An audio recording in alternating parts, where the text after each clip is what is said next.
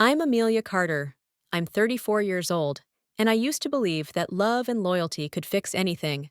For 3 years, I poured every ounce of myself into renovating my husband's family lake house in Vermont, a beautiful, crumbling thing with chipped shutters, sun-bleached floors, and generations of stories embedded in the walls. It was Daniel's childhood home, and when his parents said they wanted us to have it someday, I believed them. They said I had the right vision. They called me the heart of the family, so I stayed. I quit my design job in Boston. I took freelance work to pay the bills while ripping up floors and repainting every room with my bare hands. I used my inheritance from my late mother to fix the roof. I believed that every hour I spent working in that house was a step closer to building a life, a legacy for us. For me. But now, when I replay the laughter, the long family dinners where they raised glasses in my honor, it all feels poisoned. I was so proud when the kitchen was finished, when I rebuilt the dock with my own hands, when I planted roses by the window that reminded me of the ones my mom used to grow. I didn't know that every compliment they gave me was a rehearsed line in a larger performance. I didn't know that while I was sanding cabinets and rewiring lights, someone else was drawing up new ownership papers behind my back. Daniel had once told me, "This house will be yours as much as it's mine." And I believed him because I loved him and because I wanted to believe I mattered. But love without truth is just manipulation dressed in affection. That truth would come crashing down on a night I thought would be a celebration. Back then, I still smiled at his touch. I still waited for his voice when he came home late. I still thought I had a place in his future. But looking back now, I see it the small looks between his parents, the subtle dismissals, the way Blake, his cousin, started visiting, more slipping into conversations that didn't concern him. I just didn't understand the pattern yet. I didn't realize the betrayal wasn't coming, it had already begun. The night of the housewarming party was supposed to be the happiest moment of my adult life. I had spent over 3 years of sweat and sacrifice turning that lake house into a home, not just any home, but our home. I strung soft lights from the oak trees in the backyard, arranged handmade place cards on the long table, and laid out trays of food I cooked from scratch. My body ached from prep, but my heart swelled with pride. I had rebuilt every corner of that house with my own 2 hands. Guests whispered how stunning everything looked. Daniel's parents beamed like they were proud of me. And when his cousin Blake raised a toast to new beginnings, I thought it was for me. I was so wrong. Midway through the evening, Daniel stood on the back porch and tapped a wine glass for silence. I smiled like a fool, thinking he was going to thank me. Instead, his father stepped beside him and cleared his throat. "We want to make an announcement," he said. "Starting next month, Blake will officially take ownership of the lake house and oversee its future as a rental property under the Carter Family Trust." There was polite applause. Someone even whistled. But I stood there frozen. What rental, Blake? My ears rang. I looked at Daniel. He couldn't meet my eyes. Not once. I excused myself without saying a word. I walked inside, closed the bathroom door, and locked it behind me. My reflection in the mirror didn't look like me. My lipstick was perfect. My dress was clean. But my chest burned, my jaw locked tight. They'd been planning this, months, maybe longer, and I hadn't seen it. Or maybe I had, but chose to believe their warmth was real. I splashed water on my face, trying not to scream. I thought of the hundreds of hours sanding floors, scraping mold, sealing windows through winter. I thought of the night I fell off a ladder, and Daniel never even asked if I was okay, just warned me not to damage the trim. I thought of how his mother always called me "sweet girl" in that condescending tone that made me feel like an outsider in my own marriage. I stepped back outside with a smile so tight it hurt. I shook hands. I accepted compliments. I even hugged Blake and said, "Congratulations." He looked surprised. Daniel watched me the way you'd watch a fuse burning toward a stick of dynamite. He knew, and he was right to worry. Because I didn't yell. I didn't argue. I just took everything in and started counting. What they didn't know was that 6 months earlier, I had insisted Daniel sign a renovation partnership agreement. At the time, he waved it off, but he signed it anyway. "Just paperwork," he said. "For your peace of mind." And I'd kept receipts, every bank transfer, every Lowe's and Home Depot bill, every contractor invoice. Not because I expected this, but because I had learned the hard way when people pretend to love you, you still need proof that you exist. Later that night, when the guests left and the lights came down, I asked Daniel quietly, "So, was this always the plan?" He said nothing, just stared at the floor. That silence was the clearest answer I ever got. And still, he slept in our bed that night like nothing had happened. Still, his parents drank wine in the living room and laughed over party photos. Still, Blake strutted around the house I bled for, pointing out which furniture he wanted replaced. I stayed 3 more days. I made breakfast. I smiled. I took notes. I photographed every room. I backed up every document to 3 different drives, because I wasn't going to lose what I built. Not without a war. And if they thought their betrayal was cruel, they hadn't seen what a woman with nothing left to lose is capable of. If you've ever been betrayed by the people you trusted most, or you're standing at the edge of a heartbreak so big you can't breathe, leave a comment below and tell me how you found your strength. Don't forget to subscribe so we can keep sharing stories of survival power and taking it all back one truth at a time. 3 days. That's how long I kept up the performance. I kissed Daniel on the cheek. I served dinner to his parents. I nodded as Blake talked about investment strategy like he was already signing contracts. But every second I stayed, I was documenting everything. The layout, the guest list, the receipts, even the looks Daniel gave when he thought I wasn't watching. Looks that weren't filled with guilt, they were filled with calculation. And that was the moment I stopped seeing him as my husband. I waited until the last guest left, until the last glass was washed, and then I called my lawyer. I didn't even cry. My voice was steady. My hands didn't shake. I told her everything about the renovation agreement. Daniel signed the money I had invested, the physical labor, the verbal promises from his family. She listened in silence. Then she asked the question that made everything real. "Do you have proof?" Yes. I had more than proof. I had a digital fortress. I had scanned blueprints with my initials, emails with quotes. I approved texts from Daniel asking me to handle contractors, and even a security camera file where Daniel's father said on record, "As long as she finishes it, Blake can take over. She won't fight us." They didn't think I'd record anything. They didn't think I mattered enough to be a threat. Over the next few days, I dug deeper. I opened Daniel's laptop while he was in the shower. He'd grown careless, thinking I was broken. I wasn't. I was quiet, and that terrified him more than anything. In his email, I found files labeled Plan B, Carter Property Trust Transfer, dated months before the house was even finished. He'd been moving money into offshore accounts under his name and Blake's.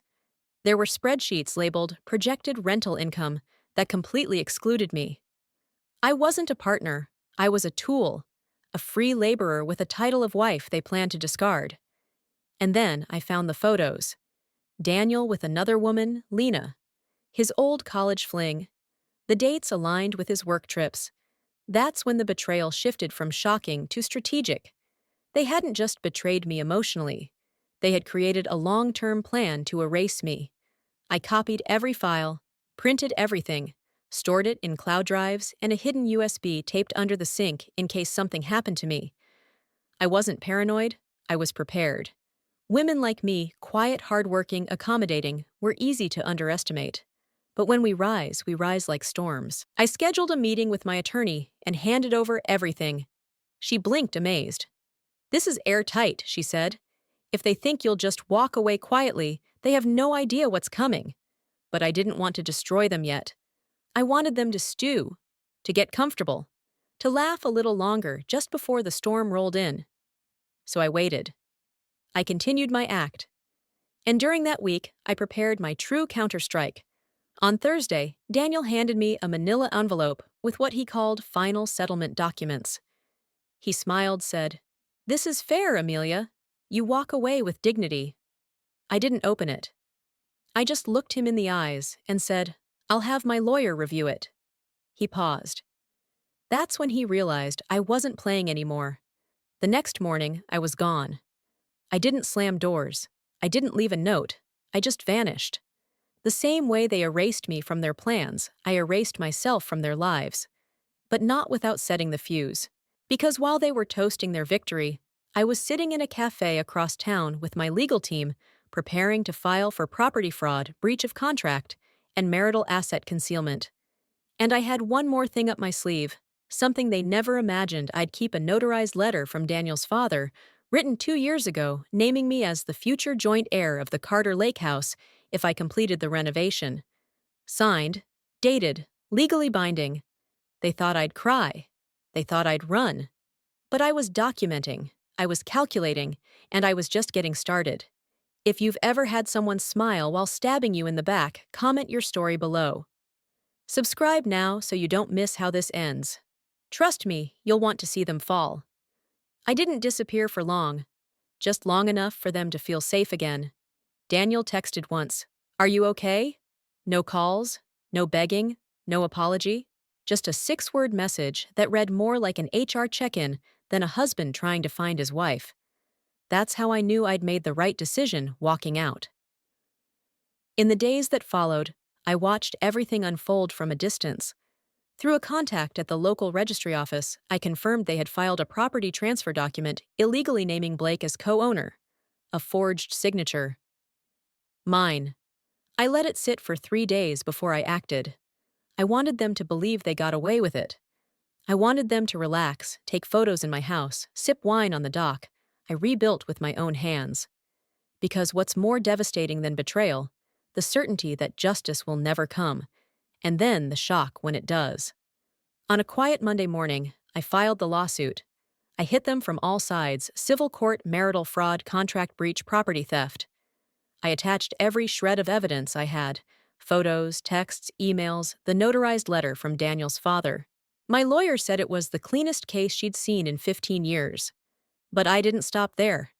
I sent a courtesy copy of the complaint to Daniel's corporate HR. Turns out his company doesn't look kindly on concealed offshore accounts and undisclosed property schemes.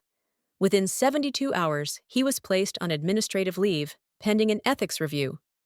Karma has good timing. Then came the press. I hadn't planned to go public, but someone in the courthouse leaked the filing. Suddenly, Carter vs. Carter and Blake was the headline of the local paper. Wife sues for Lakehouse she built, husband signed it away. I didn't give a statement. I didn't have to. The story was loud enough on its own. Daniel's mother called me finally. "You're tearing this family apart," she spat. I almost laughed. I was tearing them apart. They were a wrecking ball long before I picked up a hammer. I told her calmly, "I'm not tearing your family apart. I'm just refusing to be buried in the debris." They tried to settle quietly. Daniel offered me a lump sum laughably low. Blake offered to let me keep some furniture. The audacity was almost poetic. I rejected every offer. I wanted court. I wanted it on record. I wanted the judge to read aloud every document while they sat there squirming in their perfectly tailored suits. When our court date arrived, I walked in wearing a navy blue dress and the same boots I wore the day I tore down the old porch railing. My lawyer said I looked exactly like justice. Across the room, Daniel avoided eye contact. Blake looked pale. His mother pretended not to know me. His father, absent. Coward? The trial lasted 2 days. 2 days of my life laid bare photos of bruised hands, time-stamped receipts, messages where Daniel said, "She'll never fight us, she's too nice." That one got a murmur from the gallery. The judge didn't smile, but her eyes narrowed in a way that told me everything I needed to know. On the final day, the ruling came swiftly. My renovation agreement was upheld. The forged transfer was voided. The house was to be sold, and proceeds split, except Blake's share was nullified due to fraud. And Daniel, he was ordered to pay punitive damages and legal fees. But the win wasn't the house. It wasn't the money. It was the look on their faces when the judge said, "You tried to erase her." Instead, she rewrote the ending. After the hearing, I stood on the courthouse steps, watching them scatter like roaches in daylight. Reporters approached. I said only this: "If you think quiet women can't fight, you haven't been paying attention." And that was it.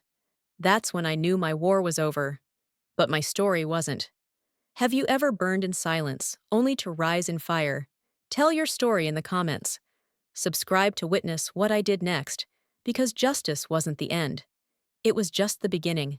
The victory in court should have felt like closure, but instead, it opened a door I didn't know existed, a new layer of betrayal wrapped in pity and manipulation. The headlines had already made their rounds.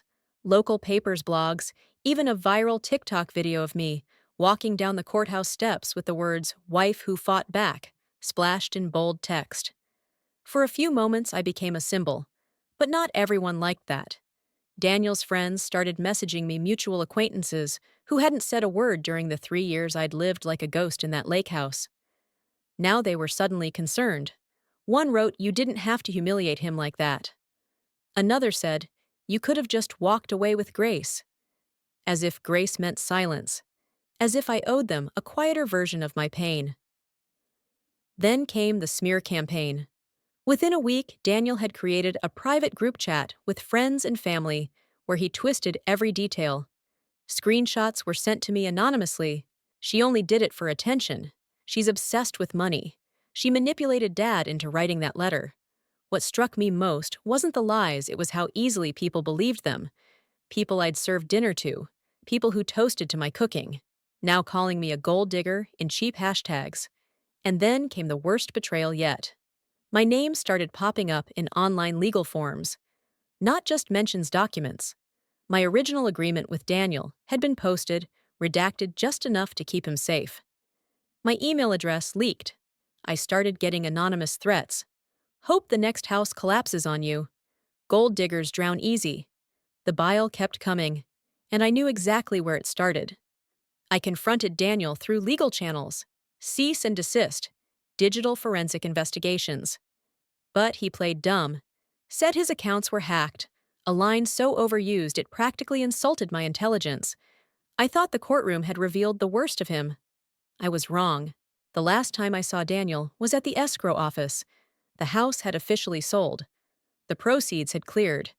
I walked in to collect my final documentation, and he was already there, sitting with his lawyer. He didn't look at me, didn't say a word. But on the table beside him sat a leather-bound notebook, my old renovation journal, the one I thought I'd lost. I froze. I reached for it, but his lawyer pulled it back. "That's not part of the court order," he said flatly. I looked at Daniel. "You kept this!" He smirked. "Souvenir?" I wanted to scream. Instead, I straightened up and said, "Then keep it. You'll need something to remember the only good thing you ever had." I left that office shaking, not from fear, but from fury. He hadn't just taken pieces of my past. He was hoarding them like trophies from a battle he'd lost, but refused to accept. But something in me clicked that day. Rage turned into something sharper, cleaner, purposeful. Because if Daniel thought this story was over, he hadn't been paying attention. I wasn't a name he could erase from documents. I wasn't a footnote in his family's version of history. I was the woman who had rebuilt their legacy from rotting timber and broken tiles, and I had rebuilt myself in the process. I went back to Boston.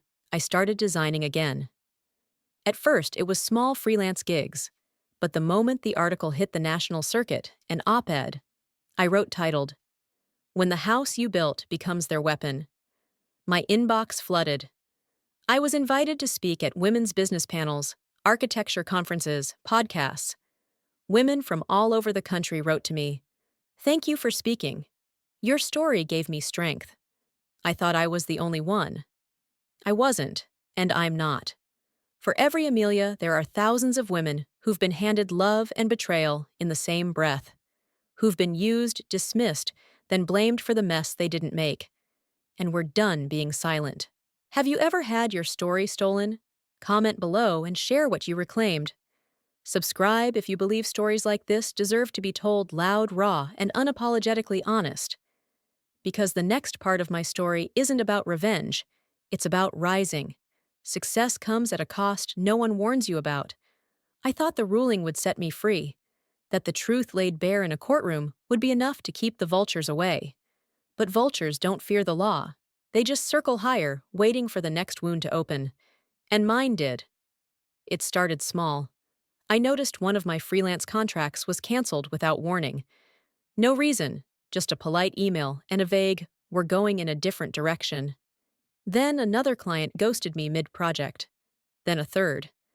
I brushed it off at first, blaming market shifts, budget changes. But the pattern was too exact, too sudden. One of the companies had recently hired a consultant to review their partnerships. Blake. Yes, Blake, Daniel's cousin. He'd joined a venture firm in Boston and was quietly advising companies I was contracted with. My stomach sank. This wasn't coincidence. This was payback dressed in professionalism. I had made them uncomfortable, and now they were finding legal ways to choke me out of the industry. I called a former client I trusted and asked directly, "Did someone tell you not to work with me?" There was a long pause. Then he said, "I've been told you're unstable, that your court case made you a risk." "I'm sorry, Amelia. It's not personal." But it was. It always is when a woman refuses to stay silent. It didn't end there. A podcast I was invited to speak on pulled my episode days before release. No explanation. Just a sudden shift in tone. My name stopped trending for justice and started appearing in anonymous forums as a toxic feminist with an agenda. And then it hit me, they weren't just trying to erase me from property records, they were trying to erase me from my own life's work, my reputation, my career, my name. And someone was helping them. At first, I couldn't believe it. But the deeper I dug, the more I realized the betrayal didn't stop with Daniel. It came from someone I called a friend, Melissa. She'd been my closest confidant since college. She helped me through the worst of the renovation, brought me coffee when I was too tired to think, offered advice during the lawsuit. She even helped draft part of my public statement. I never questioned her loyalty until I saw her name on Blake's company website, listed as communications advisor. I confronted her. I gave her a chance. "You knew what they did to me. You saw the emails, the lies. You cried with me." She didn't deny it. She just said, "It's complicated." No, it wasn't. It was betrayal. Cold, cruel, calculated. "You sold me out for what a retainer fee access. You're helping them do to other women what they did to me." She looked away. "You were getting too loud, Amelia. Some of us can't afford to follow you into that fire." That broke me more than Daniel ever could, because I expected men like him to betray me. I didn't expect it from someone who once held my hand and told me I was brave. I walked out of that coffee shop knowing I was alone again, but I wasn't broken, just sharpened. And I realized something no one likes to admit: being right doesn't protect you. Telling the truth doesn't guarantee safety, and surviving betrayal doesn't mean it's over. That night, I sat at my desk and wrote a letter. Not to Melissa, not to Daniel. To every woman who's ever rebuilt herself only to be knocked down again for daring to stand tall. I titled it, "They'll Try to Silence You After You Win." I published it under my name. No filter, no apology. It went viral. Emails flooded in. Stories from women across the country. My ex tried to fire me from my own company. My best friend turned on me after court. I thought it was just me. And just like that, I realized I wasn't alone at all. I was part of something bigger.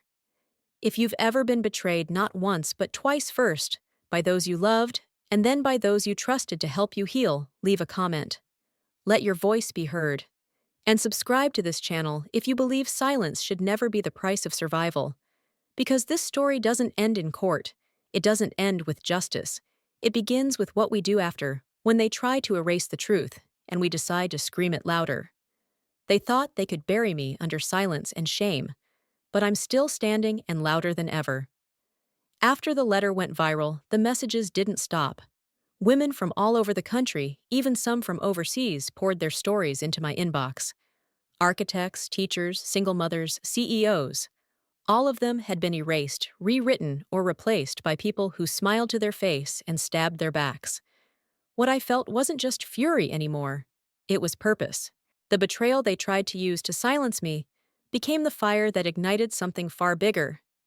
I founded the Rebuild Project, a legal and emotional support network for women fighting back after betrayal. We provide legal resources, emotional coaching, and a platform for women to tell their stories without being shamed for surviving. The response has been overwhelming. Daniel? He's a ghost in real estate forums now. His name is toxic in every deal. Blake lost his investment role after a whistleblower exposed unethical practices, including those tied to my case. And Melissa? She faded into the background, unreachable. But I'm no longer chasing closure. Some endings don't come wrapped in justice. Some are just quiet disappearances. And that's enough. What matters now is that I found peace in the wreckage, not the peace they gave me, because they never would have. I built it, nail by nail, word by word. And if my voice shakes the walls of every house where someone like me has been betrayed and told to be quiet, then let them shake. To every woman who's been rewritten by someone else's lie, your story isn't over. It's just finally yours to tell. If this story moved you, if it reminded you of a betrayal you survived, or a fight you're still in, leave a comment. Your words matter more than you know. Subscribe to this channel if you believe that stories like mine deserve to be heard, not hidden. Because the truth doesn't end with revenge. It begins with rebuilding what they tried to destroy. And this time, we build it louder.